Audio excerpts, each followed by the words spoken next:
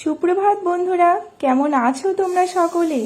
আজকে আমি আমার প্রথম ব্লগ শুরু করছি, আর সেটা শুরু করছি আমার মায়ের পুজো দিয়ে।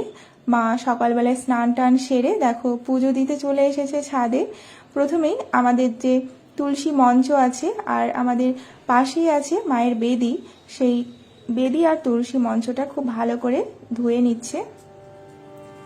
সকাল সকাল উঠে এই যে ছাদে এসে একটা স্নিগ্ধ পরিবেশ, তার সঙ্গে এই পুজো, এগুলো দেখতে না ভীষণ ভালো লাগে। আর সকালে উঠেই পুজো দিলে যেন মনটাও খুব ভালো হয়ে যায়। দেখো আমাদের এইখানে একটা আছে বট অশ্বত্থ গাছ, যে গাছ দুটো একসঙ্গে লাগানো হয়েছে। এই গাছেও মা রোজ জল দেয়, আর সেই সঙ্গে গাছটাকে খুব ভালো করে ধুয়েও দেয়। দেখো গাছটা কত সুন্দর লাগছে দেখতে। গাছটা অনেক দিন হয়ে গেছে, সেই জন্য দেখো খুব সুন্দর ঝুড়িও নেমেছে আর গাছটা বেশ মোটা হয়ে গেছে। এখন আমাদের ছাদ বাগানের ফুল দিয়েই মা সবকিছু সাজিয়ে দিচ্ছে। আমাদের ছাদেই যা ফুল হয় মোটামুটি রোজকার পুজো হয়ে যায়।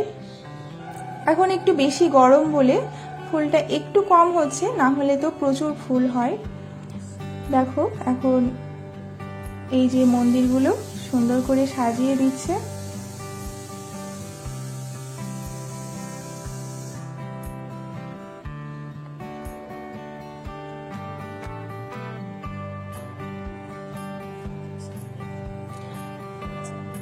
এখন চলে যাব আমাদের ঠাকুর ঘরে।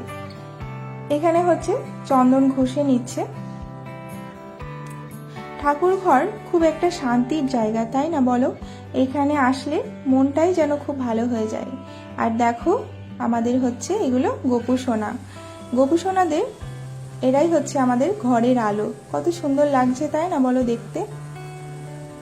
আর এই হচ্ছে আমাদের ঠাকুর ঘর।